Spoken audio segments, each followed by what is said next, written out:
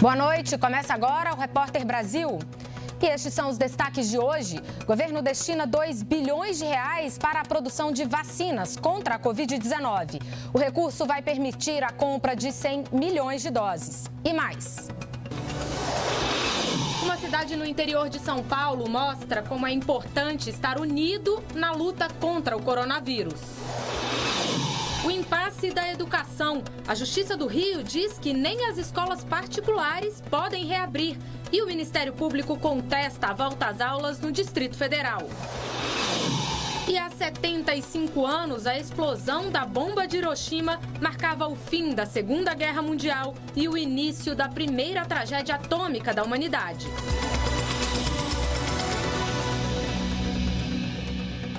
A gente começa essa edição do Repórter Brasil mostrando um exemplo de como é importante o envolvimento da comunidade no combate ao coronavírus. Vanessa Casalino conta essa história. Ribeirão Corrente, Nordeste Paulista.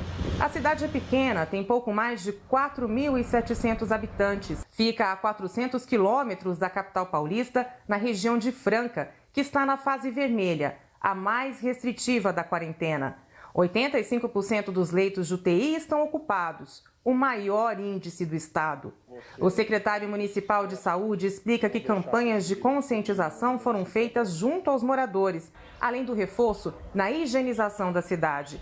A localização geográfica também pode ter favorecido. Nós não temos rodovias de alto fluxo que passam do lado do município, temos somente vicinais, né? É uma cidade muito tranquila, que não tem um chamariz turístico também. Eu acredito que o sucesso... Trava nenhum caso. Ribeirão Corrente vive do café, o comércio é pequeno. Com isso, a principal fonte de contaminação seria o município vizinho de Franca, onde muita gente de Ribeirão Corrente trabalha. É o caso do pai da Maísa, e ela acredita que os cuidados de quem viaja todos os dias têm sido decisivos para manter o coronavírus longe da cidade. Ia no transporte público, né, de ônibus. Agora eles estão indo de moto, aí eles vão de máscara, mesmo estando de moto, aí vão, trabalham e volta. Então, nem estão pegando transporte onde tem muita aglomeração de pessoas. A maioria das pessoas que eu conheço que trabalham em Franca, eles estão indo de transporte próprio, né, de carro, de moto, para não ter que aglomerar em ônibus, van, em transportes que tem que ir bastante gente. A USP, Universidade de São Paulo, apontou uma segunda infecção pelo novo coronavírus no corpo de uma paciente recuperada da Covid-19. O caso aconteceu em Ribeirão Preto. Da capital paulista, a Anne Zanetti traz as informações para a gente. Oi, Anne, boa noite. Olá, Mariana, boa noite a todos. O caso de recorrência do vírus foi registrado em uma técnica de enfermagem de 24 anos. Ela testou positiva em maio e os sintomas desapareceram em 10 dias. Mas no fim de junho, voltou a ter sintomas e mais uma vez testou positivo. Esse caso é raro e está sendo estudado pelos cientistas. É uma evidência da reinfecção pelo coronavírus e de que a doença pode voltar. Em outra universidade pública, a Unicamp, em Campinas, pesquisadores desenvolveram uma técnica de baixo custo que permite ver o coronavírus dentro da célula. A imagem parece até meio borrada porque é em 3D e os cientistas conseguiram enxergar como o vírus se replica próximo ao núcleo celular. A visualização permite compreender melhor a infecção e auxilia também em estudos, inclusive de outros grupos de pesquisas. São Paulo tem mais de 598 mil casos confirmados. 24.448 pessoas morreram e mais de 390 mil se recuperaram. Voltamos ao estúdio. Obrigada, Anne Zanetti. Bom, e a Justiça do Rio de Janeiro decidiu que nem as escolas particulares podem reabrir no estado. Ao vivo, então, a gente fala com o repórter Garritano, Paulo Garritano, que tem os detalhes pra gente. Oi, Garritano, boa noite. Boa noite, Mariana. Boa noite a todos. Aqui no Rio de Janeiro, um decreto do governo do estado já proibia o retorno das aulas presenciais nas escolas particulares. Mas a prefeitura, através de um ato administrativo, permitia aqui na capital o retorno das aulas. A decisão da Justiça Estadual acaba com essa polêmica e proíbe o retorno das aulas nas escolas particulares. Inclusive, as escolas que, desde a última segunda-feira, tinham voltado, vão ter que suspender as aulas. A Justiça também determina que a Prefeitura não pode mais criar novos atos permitindo o retorno das aulas. Se a Prefeitura fizer isso, será multada em R$10 mil por dia. Vamos aos números do coronavírus no estado do Rio. São 174.064 casos, com 13.941 mortes. Nas últimas 24 horas, 86 pessoas perderam a vida com a Covid-19. 155.312 pessoas já se recuperaram. Mariana. Obrigada, Paulo Garritano, pelas suas informações. Já em Manaus, os alunos da rede pública de ensino se preparam para voltar às aulas. Uma parte deles estará na escola, a outra vai assistir aulas pela televisão. Os detalhes com a repórter Náusila Campos, da nossa afiliada TV Encontro das Águas. Em Manaus, as aulas presenciais da rede pública do estado retornam para o ensino médio em 10 de agosto e para o fundamental no dia 24. O retorno será de forma gradual, intercalando com aulas pelo programa Aula em Casa, transmitido também aqui pela TV Encontro das Águas. Já no interior, ainda não há previsão de retorno. Já aqui no Distrito Federal, o Ministério Público do Trabalho recorreu da decisão judicial da última terça-feira, que permitiu a volta às aulas nas escolas particulares. De acordo com os procuradores, o retorno nesse momento da pandemia colocaria em risco a saúde de profissionais da educação e estudantes. O pedido à Justiça também lista 66 medidas de saúde e segurança consideradas necessárias para a retomada, como a limitação de 50% do número de alunos em sala de aula. As aulas presenciais no Distrito Federal estão suspensas desde 11 de março. A Justiça ainda não se manifestou sobre esse recurso. Uma pesquisa do IBOPE, em parceria com a rede Nossa São Paulo, mostra que, além de se proteger do coronavírus, os moradores de São Paulo também se preocupam com a falta de investimentos para diminuir as desigualdades sociais.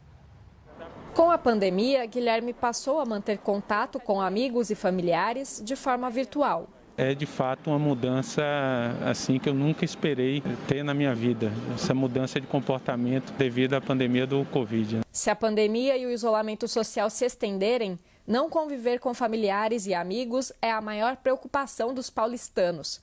Os medos mais citados na sequência são o de não conseguir tratamento médico para doenças não relacionadas ao coronavírus e o desemprego. Entre as medidas de proteção adotadas, a maioria usa máscara, aplica álcool em gel nas mãos constantemente e tem respeitado a distância mínima em relação a outras pessoas. 62% das pessoas continuam fazendo o isolamento social, o que depende de condições para permanecer em casa e leva a outro dado. 85% das pessoas concordam que a pandemia deixou claro que a cidade de São Paulo precisa investir na redução das desigualdades. Quem diz que está fazendo isolamento também tem condições de fazê-lo, não é? É importante que se faça o isolamento porque a ciência diz que esse é um dos caminhos importantes para enfrentar a pandemia. Mas as condições para isso dependem das pessoas conseguirem sobreviver. Daí a necessidade dessas políticas públicas no país e nas cidades. Na capital paulista, a quarentena começou a ser flexibilizada em junho. Entre as pessoas que permanecem em isolamento ouvidas na pesquisa, quase metade não confia nos dados que embasam a reabertura de estabelecimentos e tem medo de voltar a frequentar esses lugares. 63% dos participantes da pesquisa são contra o retorno das aulas presenciais previsto pelo governo para o mês que vem na rede estadual. Essa discussão ela tem que ser permanente, mas tem que considerar efetivamente esse aumento de riscos, senão nós vamos ter um prazo muito mais longo para solucionar. A pandemia do novo coronavírus provocou uma queda na realização de testes de diagnóstico de HIV/AIDS. Mas o autoteste, que é distribuído gratuitamente na rede pública de saúde, pode ser feito em casa, longe de qualquer risco. Veja na reportagem da nossa afiliada TVE da Bahia. A doença ainda não tem cura, mas é possível conviver com o vírus controlado. Para isso, é preciso primeiro estar em dia com os exames e ter a consciência de que é portador do vírus. O boletim epidemiológico HIV/AIDS de 2019 do Ministério da Saúde demonstra que o país tem registrado uma média de 40 mil novos casos de AIDS nos últimos 5 anos. De acordo com os dados, estima-se que 900 mil pessoas têm uma doença. Destas, 134 mil não têm ideia que está com a infecção. O infectologista explica que qualquer pessoa que tenha mais de um parceiro ou parceira e também mantém relações sexuais desprotegidas corre o risco de desenvolver a doença. O diagnóstico tardio ainda é um problema no combate à epidemia de HIV/AIDS, pois permite a continuidade da cadeia de transmissão do vírus e dificulta a recuperação imunológica do indivíduo. Se você tem o diagnóstico cedo, você pode evitar que seja um transmissor, porque você pode tomar a medicação, bloquear o vírus e isso vai impedir que você transmita para outras pessoas. Para fazer o autoteste, basta limpar o dedo, furar com a lanceta e com apenas uma gota de sangue e 3 do reagente, o resultado sai em até 20 minutos. Na rede de saúde básica são entregues no máximo 5 kits por pessoa. Atualmente, o autoteste para HIV/AIDS é distribuído em 14 capitais brasileiras. Para saber se o exame pode ser retirado na sua cidade, acesse o site aides.gov.br/autoteste. No Brasil todo, segundo o conselho que reúne os secretários estaduais de saúde, 98.493 pessoas morreram por causa da Covid-19 até agora. 1.205 pessoas só nas últimas 24 horas. Além disso, são 2.912.212 casos confirmados até aqui. Em contrapartida, segundo o Ministério da Saúde, 2.047.660 pessoas que tiveram a doença se recuperaram. O isolamento social para combater o alastramento do coronavírus fez o desemprego subir no segundo trimestre desse ano. Os dados foram divulgados hoje pelo IBGE. A pesquisa analisou os 3 meses que mais sofreram os efeitos econômicos da pandemia. No segundo trimestre de 2020, a taxa de desemprego ficou em 13,3%, acima dos mais de 12% de janeiro a março. Isso representou 12.800.000 pessoas à procura de emprego e o número de trabalhadores ocupados caiu entre os períodos para 83 milhões. Quase 9 milhões a menos na população ocupada, fazendo que, portanto, hoje no Brasil se registre o menor nível de ocupação. Diante dos números divulgados hoje, como será o comportamento do nível de emprego com a reabertura gradual da economia? Se você tem mais flexibilização econômica, abertura econômica, flexibilização da quarentena, vai ter mais gente indo às ruas procurar emprego. Então, embora a taxa de desemprego no segundo trimestre tenha de fato ficado estável, no terceiro trimestre ela vai subir, até porque o terceiro trimestre já é um trimestre que pega a oferta de vagas para as vendas de final de ano, sempre movimenta o mercado de trabalho. A produção de vacinas contra o coronavírus recebeu hoje um importante reforço. São recursos do governo federal que podem viabilizar a compra e a produção de 100 milhões de doses. Os detalhes com a repórter Daniele Popov. Oi, Daniele, boa noite. Oi, Mariana. Boa noite para você, boa noite a todos. Olha, com a medida provisória assinada hoje, o Brasil vai investir em tecnologia, na tecnologia que está sendo desenvolvida pela Universidade Britânica de Oxford e pelo laboratório AstraZeneca. Esses recursos serão aplicados no processamento final, com despesas, para o processamento final dessa vacina contra a Covid-19. E o governo brasileiro quer ter prioridade no acesso a essa tecnologia e também na imunização aqui dos brasileiros. No Brasil, esse produto será desenvolvido pela Fundação Oswaldo Cruz. Se essa vacina for segura e eficiente, essa produção poderá ser ampliada. Durante o evento aqui, a assinatura da medida provisória, o presidente Jair Bolsonaro disse que a estimativa é de que esse produto esteja disponível até em janeiro de 2020. A nossa contrapartida basicamente é financeira do momento, com algumas pessoas também, mas basicamente financeira do momento, quase 2 bilhões de reais. Talvez em dezembro, janeiro, exista a possibilidade da vacina e daí esse problema estará aí vencido poucas semanas depois. O Ministério da Saúde lançou hoje o Sistema de Mapeamento em Educação na Saúde, o CIMAPES.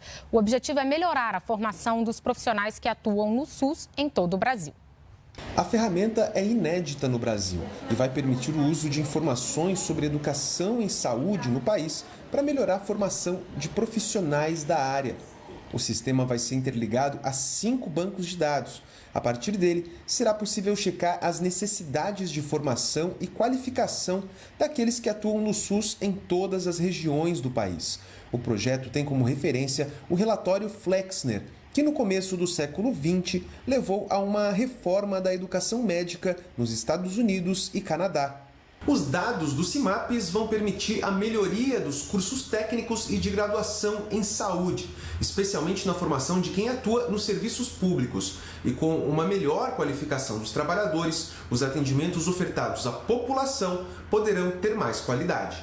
Está se falando sobre o padrão das pessoas que são formadas, do resultado efetivo de tudo que se investe nisso, público e particularmente, da dedicação das pessoas ao longo da vida e do resultado final na ponta da linha. Daqui a pouco você vai ver.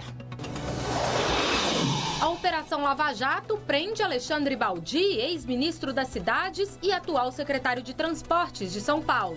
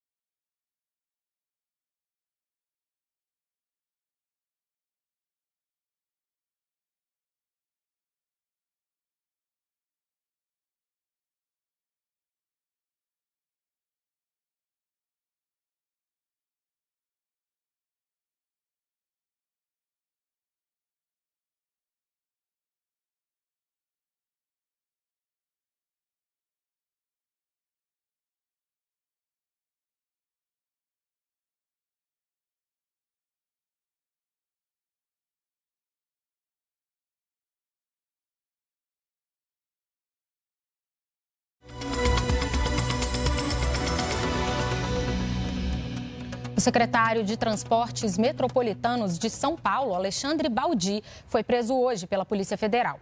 Ele é um dos alvos de um desdobramento da Lava Jato por crimes que teriam sido cometidos antes de assumir o cargo em São Paulo. Alexandre Baldi, que já foi ministro das Cidades do governo Michel Temer e deputado federal por Goiás, é acusado de ter participado, em anos anteriores, de um esquema de desvio de dinheiro em contratos na área da saúde. Baldi foi preso no apartamento dele em São Paulo. Uma pessoa foi presa em Goiás e um pesquisador da Fiocruz, no Rio de Janeiro.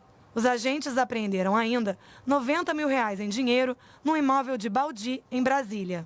Os mandados foram expedidos pelo juiz Marcelo Bretas, da Justiça Federal do Rio de Janeiro. A investigação é um desdobramento de outras operações, como a fatura exposta, que apuraram um esquema de desvio de recursos do Estado, liderado pelo ex-governador Sérgio Cabral. O dinheiro desviado seria repassado a uma organização social que administrou hospitais no Rio e em outros estados. O nome da operação, Dardanários, significa atravessador, uma referência aos agentes de negócios que intermediavam as contratações irregulares. Os investigados vão responder pelos crimes de corrupção, peculato, lavagem de dinheiro e organização criminosa. Por nota, Alexandre Baldi informou que tem uma vida pautada pelo trabalho, correção e retidão e que foi desnecessário e exagerado determinar uma prisão por supostos fatos de 2013 ocorridos em Goiás, dos quais sequer participou. Ele acrescentou que sempre esteve à disposição para esclarecer qualquer questão e que vai recorrer. E o governo de São Paulo esclareceu que os fatos que levaram às acusações contra Baldi não têm relação com a atual gestão. Nós não conseguimos resposta da defesa do pesquisador da Fiocruz. Há pouco, Alexandre Baldi pediu licença do cargo de secretário de Transportes Metropolitanos do estado de São Paulo pelo período de 30 dias para se concentrar exclusivamente na sua defesa. Indígenas da etnia Munduruku, do Pará, foram hoje ao Ministério do Meio Ambiente para questionar uma operação da Polícia Federal que destruiu as máquinas usadas pelos índios na mineração. O grupo conseguiu falar com o ministro Ricardo Salles e pediu apoio para resolver a situação. Nós, indígenas Munduruku, conhecemos um pouquinho da lei e sabemos que não vai ser fácil mudar a lei, mas nós estamos aqui para achar o meio de como nós podemos legalizar. O ministro Ricardo Salles ouviu o grupo e explicou que atualmente a mineração em terra indígena é ilegal, mas que o governo enviou ao Congresso um projeto de lei para mudar essa realidade. Com a proximidade das eleições municipais, uma série de regras da legislação eleitoral começa a entrar em vigor. Algumas delas, aplicadas às emissoras de rádio e televisão, já estão valendo a partir de hoje. Elas ficam proibidas de divulgar resultados de pesquisas e consultas populares sobre os candidatos. Também fica proibida a veiculação de propaganda política. Candidatos e partidos não poderão ter tratamento privilegiado, assim como não podem receber críticas dissimuladas em novelas e programas de entretenimento, exceto em programas jornalísticos e debates políticos. Os programas também não podem ter nomes iguais aos dos candidatos, mesmo que sejam pré-existentes. Há exatamente 75 anos, os Estados Unidos lançavam uma bomba atômica sobre a cidade de Hiroshima, no Japão. O ataque provocou milhares de mortes e o início de uma era geopolítica que tem consequências até os dias atuais. 6 de agosto de 1945, às 8h15 da manhã, uma bomba com mais de 60 quilos de urânio era lançada pelo avião Enola Gay sobre Hiroshima.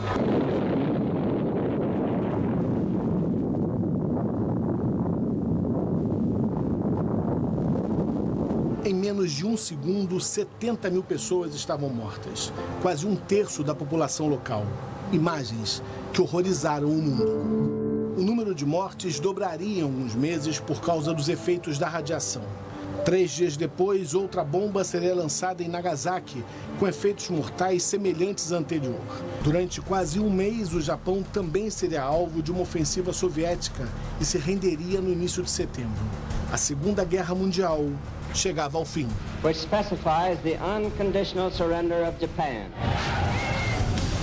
O ataque dos Estados Unidos ajudou a encerrar a longa resistência japonesa, mas também foi planejado para intimidar a União Soviética, já identificada como a principal potência concorrente. 4 anos depois, no contexto da Guerra Fria, os soviéticos testaram uma bomba atômica e o mundo assistiu a uma corrida armamentista.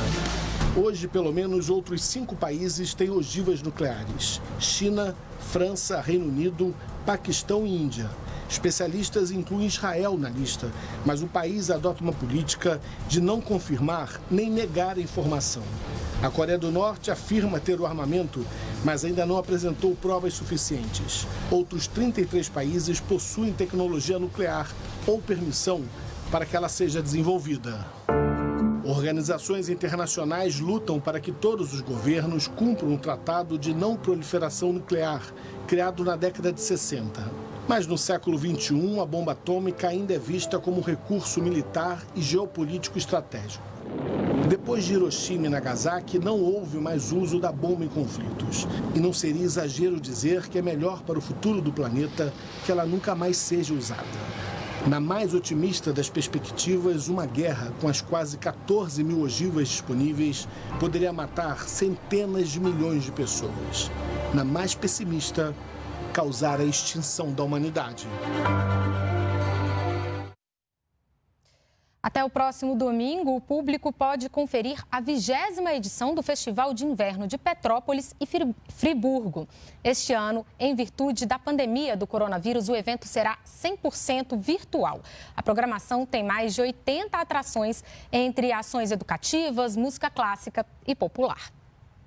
O evento imperdível acontece online e gratuito. É o Festival de Inverno de Petrópolis e Friburgo. O festival, que pode ser visto de casa, terá apresentações de clássicos eruditos de todo o mundo, como da companhia de dança chinesa Xi'an Acrobatic Troupe. Shows de MPB, como sempre, não vão faltar. Esse ano com João Bosco e Roberta Sá. E o público infantil também terá um belo cardápio para escolher. Evento realizado desde 98, que alegra a cidade histórica imperial de Petrópolis, chega ao formato online sem perder o charme. Foi montado um estúdio no Rio de Janeiro, onde os músicos Tim Rescala e Priscila Rato vão comandar o show nas apresentações e também interagir com os artistas.